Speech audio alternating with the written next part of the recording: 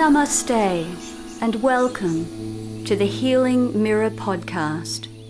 My name is Soraya Saraswati, and here I'm offering discussions, global satsangs and interviews with spiritual teachers, philanthropists and awakened and inspirational humans.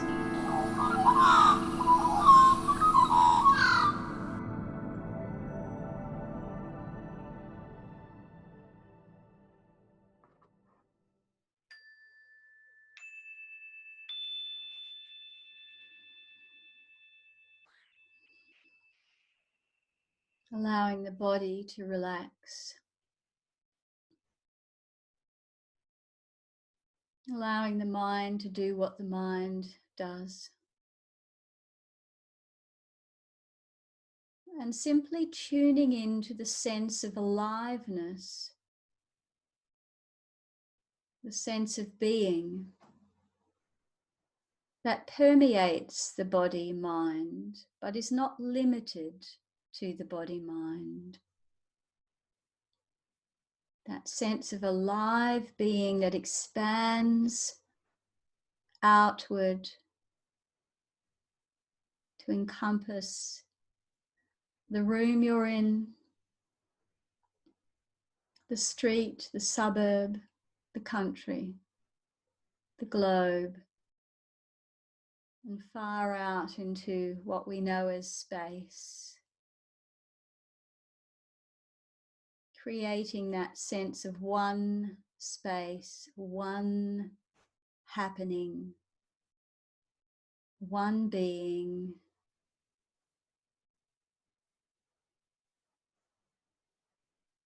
one consciousness.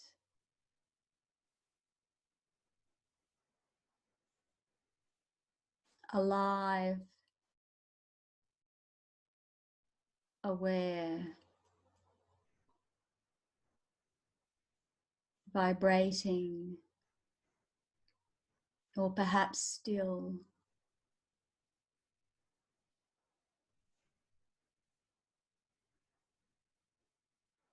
But full of life.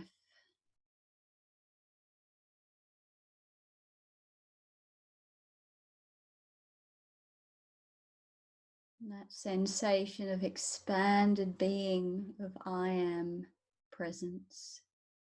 The I is not the individual separate I. It is the one I. Consciousness of one thing going on here.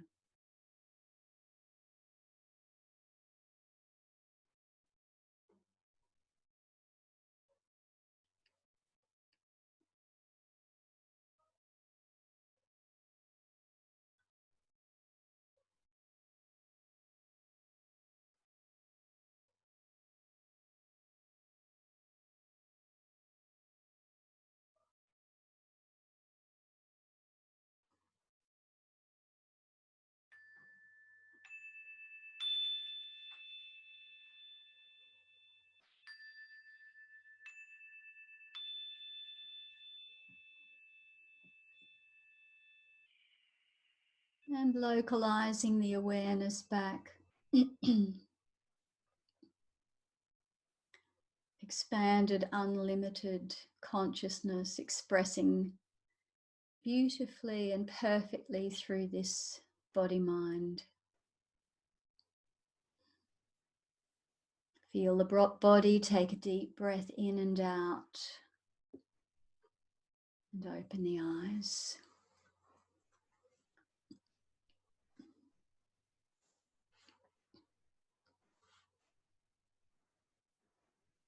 There are so many different forms of meditation.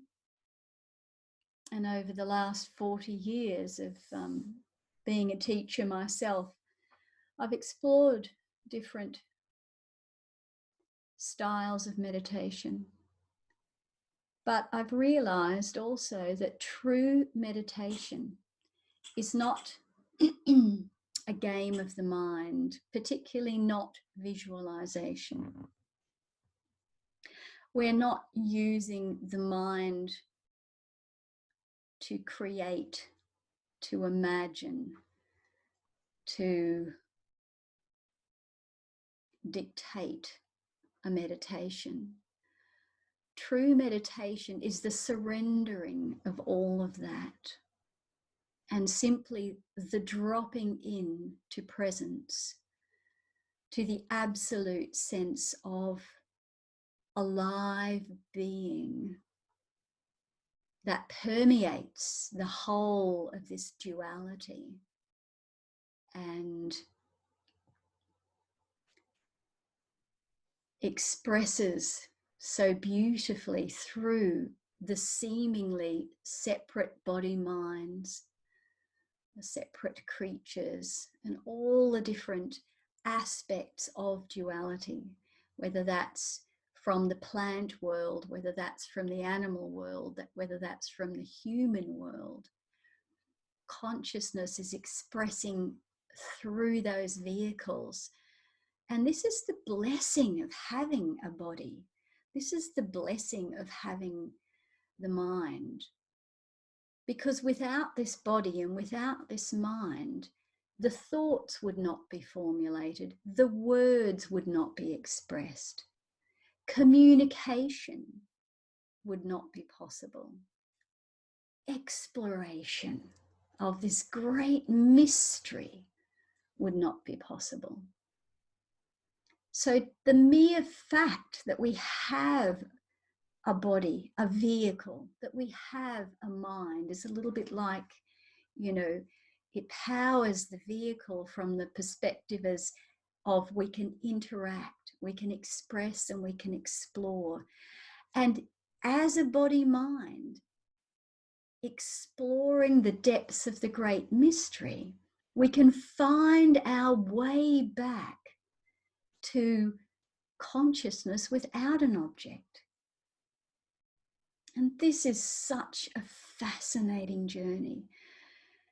And once we withdraw the individual separate self's expectations on what should happen or how it should be, all the shoulds, and we surrender to the unfolding of consciousness here in this thing we call life, then we are in for the greatest and most amazing journey. We are that leaf in flow in the river, flowing down and seeing all the different scenes on the banks of the river, and that night and day apparently happen. We see the stars, we see the sun, the changing scenery. And once we're in that flow, there's no fixation or resistance. There is simply a living with a great sense of awe. And it's a beautiful thing. It's only experience as a body mind in flow, observing consciousness unfolding. Yet, if we're not there, which is always and ever in the present moment, we're in that resistance, which we've been talking about in the last few weeks, and we've been using that beautiful visual of, holding on to the bank, or jumping out of the river and sitting on the bank, or going around in circles in a little eddy or a whirlpool, circling around the old patterns again. But it's when we can let go into the flow that miracles seem to happen all around us. But they're always and ever happening. It's just that suddenly we begin to notice them because there's a deep sense of relaxation here. And a childlike awe that can notice all the miracles that are always and ever happening around us. And it's a beautiful place to be. And this is what our satsang is about, supporting each other to be surrendered to that flow. But we have to be so careful with our words, because even me saying, be surrendered, surrender is not an act. Surrender either happens or it doesn't happen. Like awakeness is here or it's not here. And, you know, words can tie us in knots. When we refer to I, we're referring often to the body-mind. But once we're living as awakeness, we mean more than that in that I. So words can be limited, but they can also offer us this wonderful way to connect, to share, and to hold each other and support each other in this wonderful awakening that is available to us in every moment. So that's what came out tonight. You can put your hand up if you have a report, perhaps something you'd like to share, some inspiration, or if you have a question, or perhaps there's been a bit of struggle happening there, which happens to everyone now and then, and a shared struggle is less of a burden. So we can always shed some light there too. A curly one. I don't know if anyone else gets any of the visual stuff with, I guess, the ascension or the psychic sort of things, because it's pretty new to me. I think it's something I've blocked from my life a lot, but it's something I've now embraced and slowly, okay with. That when you close your eyes, I get it when I if I rub my eyes and then press my fingers on my eyes, I get some like really lots of colours and almost psychedelic and patterns and things going in, like just different, and it's always different things that I see in different colours. Is that like a visual light language? What is that? Does anyone have any idea? Okay, so Chloe, I'm going to speak to that. We have to be really careful with the psychic phenomena.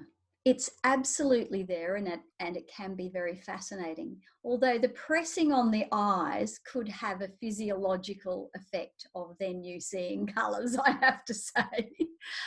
However, if we want to awaken to absolute truth,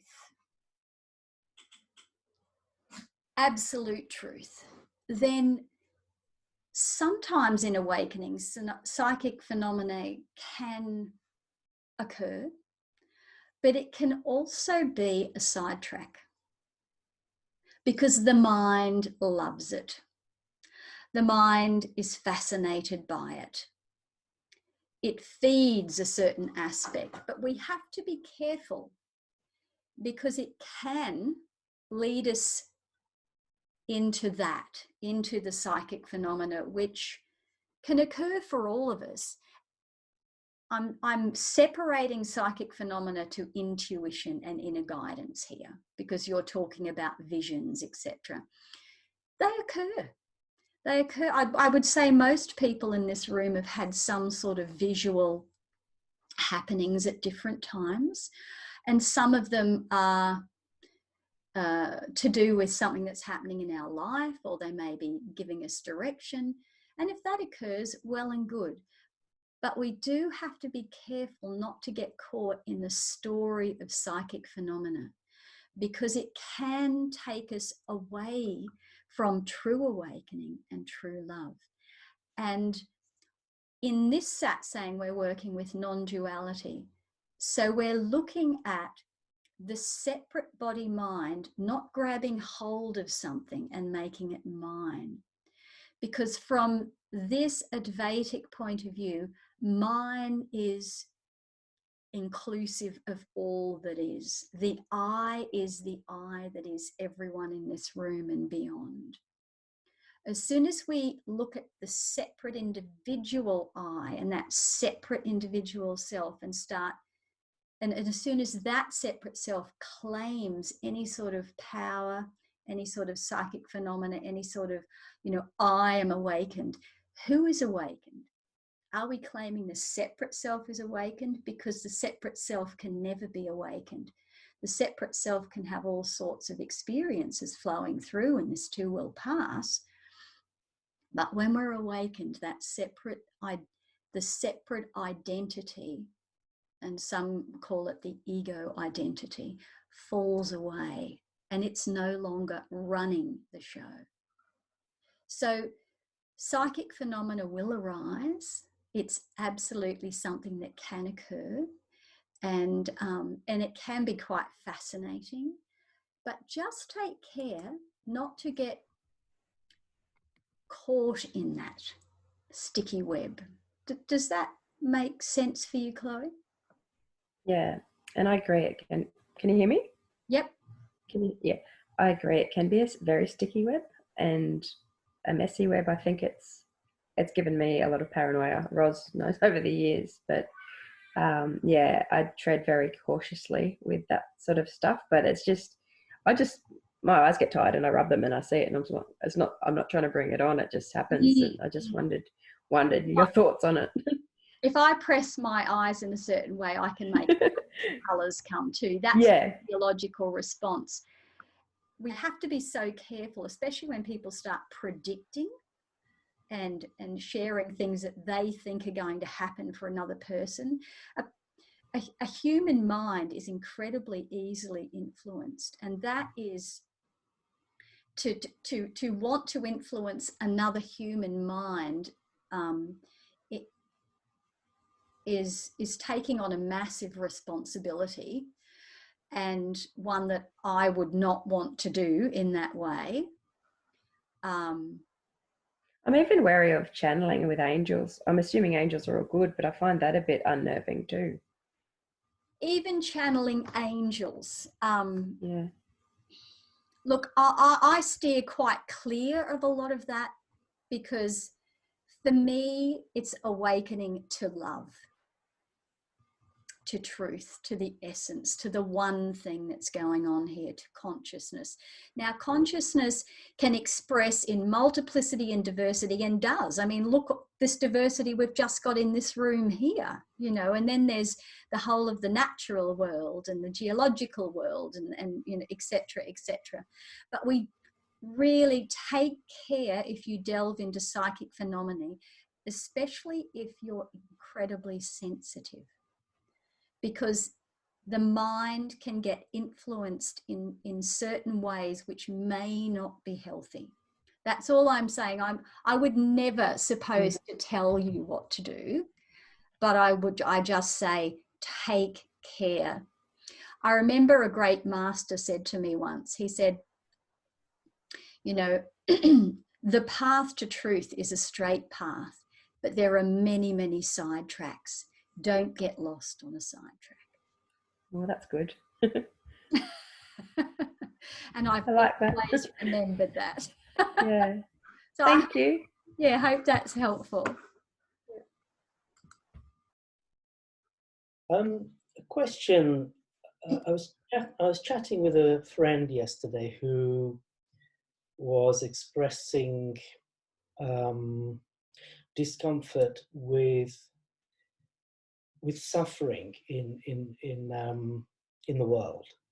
So when you get, say, a child being abused, or someone who's weaker being abused, and it's like she was trying to say, well, is this karma? What is it? What is this suffering, and what role do we have in that? Very good question, very deep question. And this is my take on that, Girish. We live by virtue of having a body-mind in the world of duality, where there's up, there's down, Where there's freedom, there's bondage. And where there's grace and ease, there's also suffering. By virtue of this dimension being a duality, a dimension of duality, there is always going to be opposites, isn't there?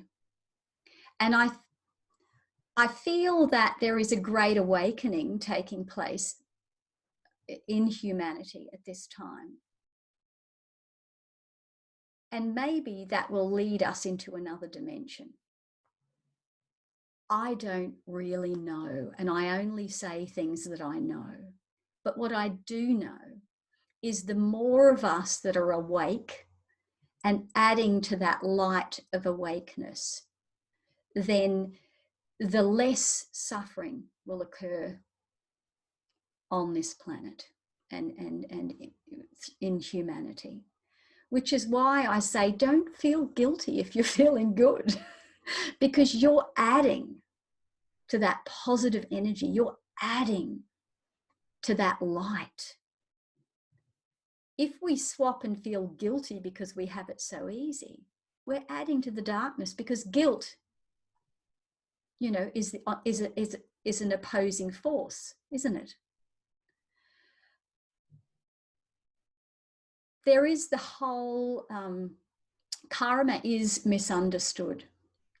I feel that we are born into this duality as a body-mind with the sole purpose of returning to love, with that purpose of overcoming the suffering of duality and seeing through the patterning of the separate individual self, so that we can experience the oneness of love as one humanity, as one life, because it's not just humanity, that includes all creatures, great and small.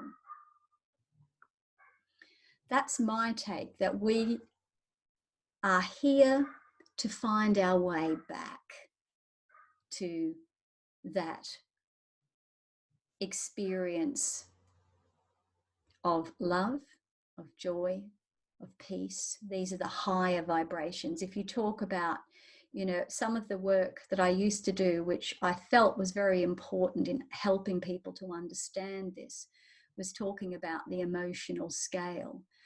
And with the emotional scale, you've got grief and depression are quite low, and shame is one of the lowest on the emotional scale. And at the highest point of the emotional scale is enlightenment, peace, love.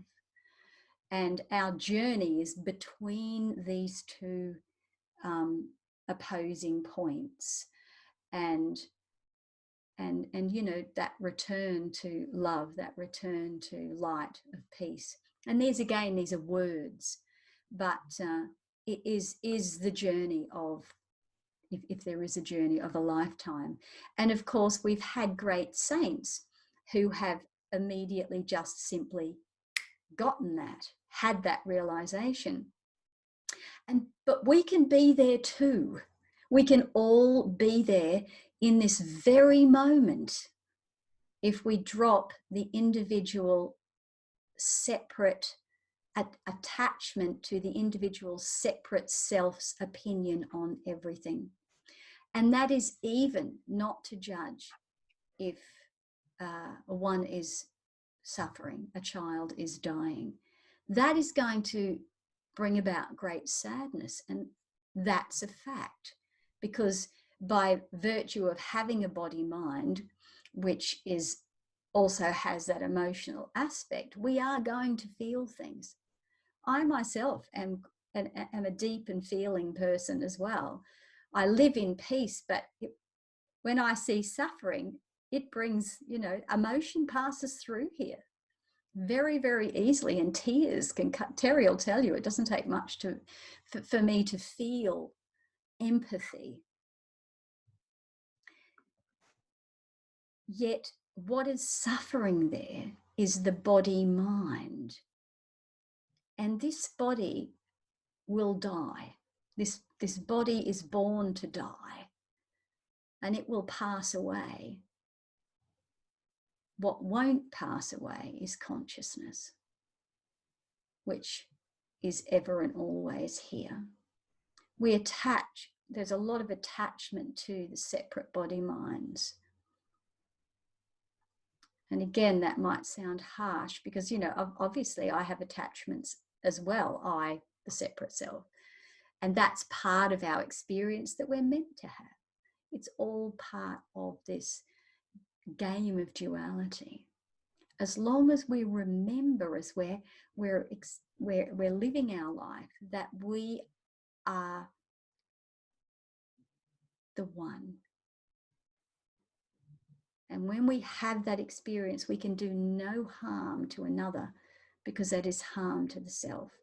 And when we get that, even, you know, feelings like guilt and shame, and that is harming as well. Ultimately, there is no need for guilt. There is no need for shame.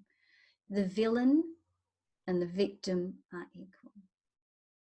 So it's a very high standpoint, though, isn't it?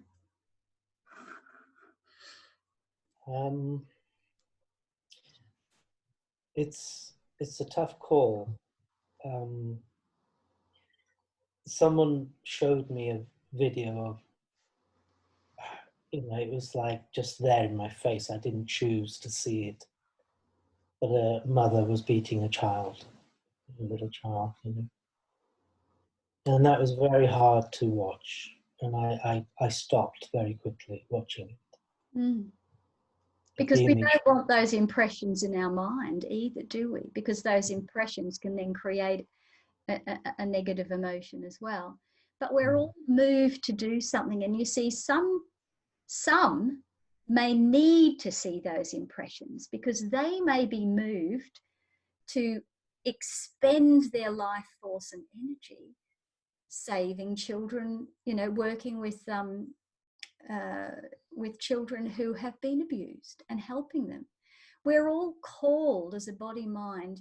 We all have a job, you know, and whether that's as a composer, as a teacher, as a nurse, as a doctor, as a cleaner, as a health worker, as someone who sets up charities, as someone who sets up ecocide, we all are called on some form of mission or job in this lifetime.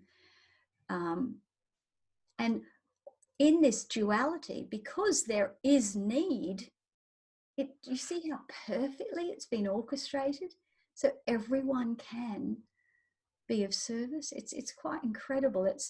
It's beyond this little brain to comprehend. It really is. It does help to be reminded about our dual existence, dualistic existence. So what you shared does help. Thank you. There's a beautiful book that I used to read to when I taught Reiki many, many years ago, and I used to read this to my students. It was called Storytime. And it was actually a lovely children's storybook, and it was written by Neil Donald Walsh. And it's the story of, I think it was forgiveness. That was the theme. And there was beautiful pictures. Whoever did the paintings, they were just lovely. And on the first page, there was all these little candles, and it was on a big puffy cloud in heaven, you know. God came along and said to one little candle, it's time for you to, you know, to incarnate in the world of humans. And it's time for you too. And these two little candles had to go down, and they lined up to God, and God gave them their job. One had to be the villain and hurt the other one. He said, I don't want to hurt my friend. And God said, it's okay. You're going to be helping him because you're giving your friend the opportunity to experience forgiveness. And I know it's such a simple little story, but it sticks in my mind. And You know, I don't think there's a God on a big white puffy cloud, but the idea that everything that presents itself to us is an opportunity for growth and for learning. In us forgiving another, what a gift, you know, or allowing them to forgive us, what a gift. There are so many miracles and miraculous little moments happening everywhere. You know, someone is starving, it gives someone else an opportunity to give. It is a very intricate web, but I like to think that there's a divine plan there. Thank you. Would anyone else like to share?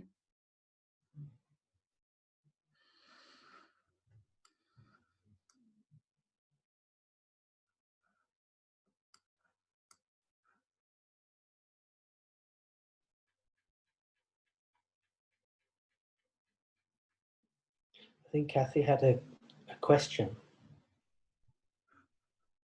Okay. So Kathy has said, so no karma for individuals. Very interesting point, Kathy. This is a non-dual philosophic meeting. So which individual would have the karma if there are no individual separate selves that we all dissolve back into consciousness? I've contemplated a lot on this because of my yogic training and different understandings around the word karma. And the closest I've come to really feeling that it's truth is that there are patterns. We are a little bit like computers, and we've taken on different downloads and uploads, and you know, our software is different. It's made up of patterns, and those patterns are cultural patterns. They're patterns that have been taken on by various traumas that we've been exposed to at different times. They're taken on from our teachers, from our parents, from what happens in this life. And perhaps those patterns, if not completely resolved, may continue, perhaps reappear in another body-mind. But the body-mind called Soraya is not going to be reincarnated as Soraya again. Patterns may play out perhaps in another body-mind, in another incarnation, to be cleared. But if there's no individual, separate, egoic, and I'm using that word egoic loosely, egoic self, because we identify everything with this body-mind. This body is a lump of meat which will, you know, turn back to the earth. This mind is a mechanism which allows interaction, which allows expression, which allows, functioning in a community and a world. All that goes when this body-mind dies. But I do feel that patterns continue on, and those patterns may be taken up by another body-mind as it incarnates to be cleared. But, and the caveat is, I haven't died and remembered. And again, I only share what I know to be true or what I feel to be true, but I haven't died and remembered. But I am very sure that Soraya, or some of the other names that this has been called in this lifetime, won't be reincarnating as a Soraya again. Does that help, Kathy? with what's happening, well, particularly, I guess, around my community and my friends with COVID, I've been noticing, and I don't know, and it's just a comment, I don't know if people are scared to stop, because even though we're asked to be at home, a lot of people I've noticed are making lists and they're doing this and doing that, and it's almost like I wonder if they're a little bit scared to be by themselves. I heard a nice quote the other day, goes along the lines of don't just do something, stand there. And it's like asking us, I think it was from Wayne Dwyer I was listening to. And I quite like that. I mean, there is a time for doing, but I just wonder how scared people are to just be for a while. And this is a perfect opportunity to do that.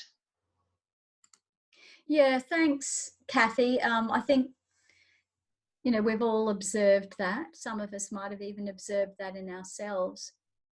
There's a lot of things that could be said to that.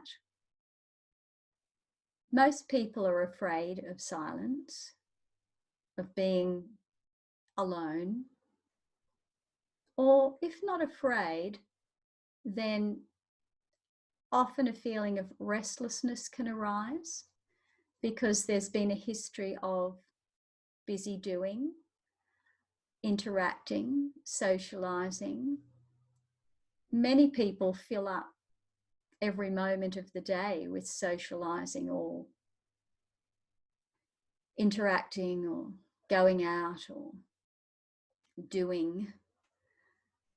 We have a little saying, being, not doing. However, with compassion, there are also quite a lot of people who are struggling with mental health issues. And I actually feel for those people. There's a lot of teenagers who have, everyone in this room, well, maybe not everyone, but most people in this room are of a mature age. And young people still have, young hormones running around in them. They're spending time with their friends is incredibly important. They're just trying to find their place as a human in the world. But it does make it very difficult and challenging for a lot of young people to be alone, particularly if they've grown up in a family that's exemplified that overdoing and overexerting and over-socializing. Then there's, of course, is the elderly at the moment. I mean, my father's in a retirement home and they're in complete lockdown, so none of his family can visit him. And he's quite happy, but he gets a bit lonely, as you can imagine. And for some elderly, that can be a little bit frightening. They might be a little bit frightened that they could fall if they're in a home on their own. So there's so many, it's very easy for us. Again, it's always easy to see it from the high, from the eagle's perspective. And I do that myself. But it's also nice to come down on the ground and actually see it from that human perspective, that unfortunately, unless we're awakened, at least we have some awakeness shining through here. If we are totally identified in a body-mind, in a my life and my friends and what I'm doing, if I'm totally identified in that, and then I'm asked to be still and not see my friends, I'm thrown back on this separate individual self with its mind, thinking it's a mind and thinking it's a body, and that can be the hell realms. The freedom that we're offered here in the non-dual, from the non-duality perspective, is understanding and knowing scientifically that I am not my mind, I am not my body. But for those who have never even come across this before and they're absolutely and totally identified with that body mind, well, you know, try living with your mind and believing you're your mind when you're young and restless. It sounds like hell, doesn't it? No, that was great. Yeah, good comments. Thank you. We have to be careful when we understand. I think everyone wouldn't be in this room, because why would you go to a non-duality satsang if you were totally identified in a body-mind, unless you wanted to get out of there? But from this point of view, we have to be very, very careful not to judge others because they just haven't awakened to this perspective yet. And for them to sit with their minds, you know, I've worked with people with suicide ideation. I've seen people on the edge. I've seen people in deep, horrendous grief. They are absolutely identified with themselves as a body-mind. They're in hell.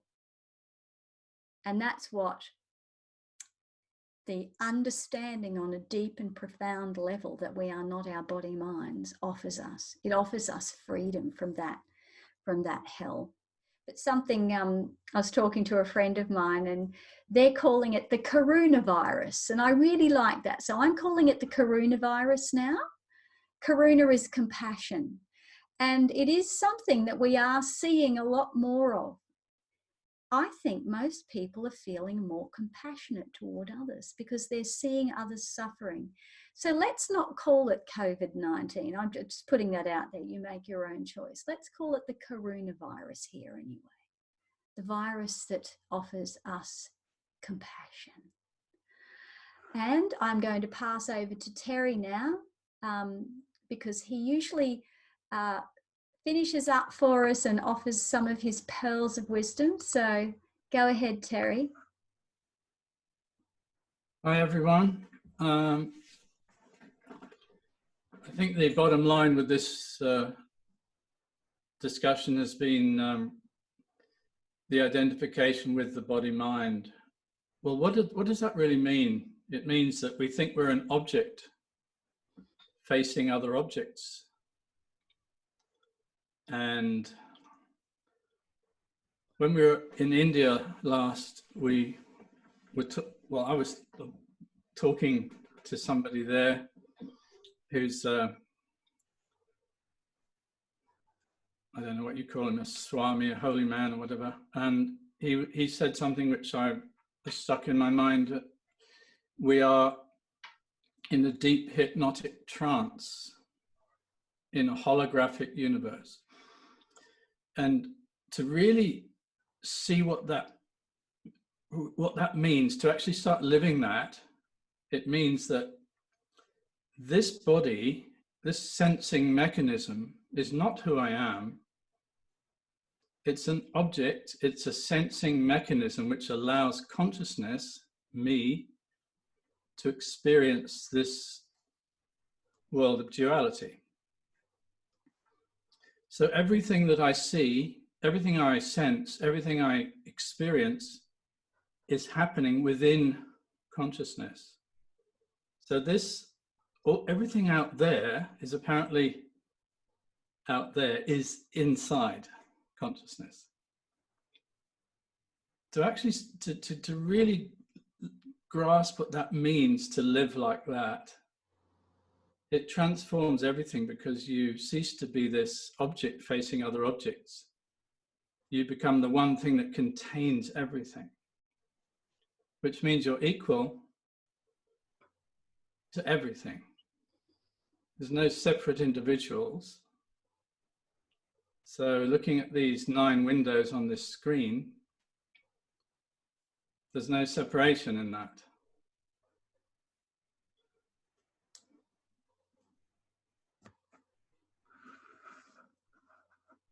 It's a totally different way of looking at things, and it's so ingrained in us to become this, to look from here at the world see the space, refocus on the space that contains the objects. Take the focus off those objects onto the space that contains them, which also contains this body. The space contains everything. And I could go on for a long time about this, but it's just such a powerful way of looking at things. It takes out all that separation. And it also brings you into the possibility of being exactly where you are now, because space is only one thing. It's not, space isn't moving around. Space stays still, and this is the real stopping that we're talking about. This is the real stopping, standing still, because that's all we ever do.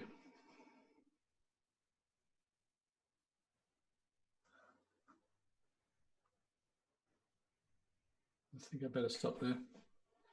Thank I've you. got some very interesting stuff to say next time, maybe about vision, which is what Chloe was touching on earlier. And just to remember that this body is a sensing mechanism. These eyes are cameras. Everything that happens is happening inside. There's no outside.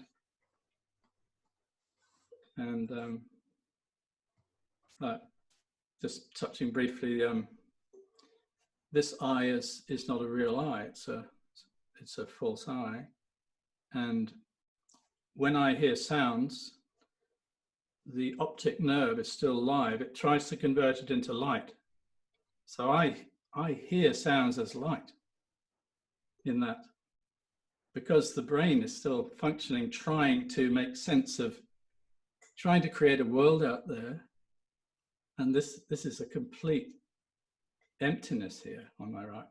But sound turns into flashes of light. So I could say, well, I'm getting these psychic phenomena, but actually it's just a purely, the camera is missing there, but the brain is still trying to create something out of the information that's coming in as sound.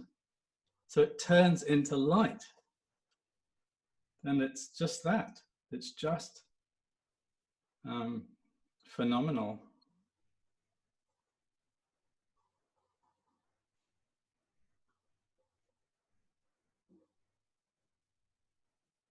Thanks, Terry. That's great. Okay. And that's the meditation that we do in the beginning. You know, when we sit in silence and we expand out beyond the object of the body to the space that includes all the objects. But you don't have to just do this while you're sitting for a meditation. You can do this while you're moving about. You can do this at any time in the day. Just shift the focus off the objects and be aware of the space containing all the objects, the one space, the one thing. It's a very powerful thing. Just have little glimpses of that during the day, and it's a wonderful way to keep reminding yourself. And again, you know, language is failing me here, of reminding yourself, remembering that there's just one thing going on here, that it's consciousness, that I am you, you are me, we are one, expressing as multiplicity and diversity through these miraculous body minds and other objects within the one. But there is just the one. And when we shift to the one, all the petty little individual cares and worries and judgments melt into insignificance as we see the wonder of the one. Okay, everyone, lovely satsang tonight. Thank you all for all your sharings. Okay, namaste.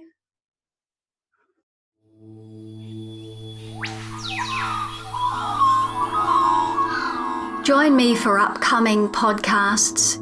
And please, if you found this helpful or you'd like to share a comment or perhaps your own experience, I'd love for you to leave that message down below this podcast.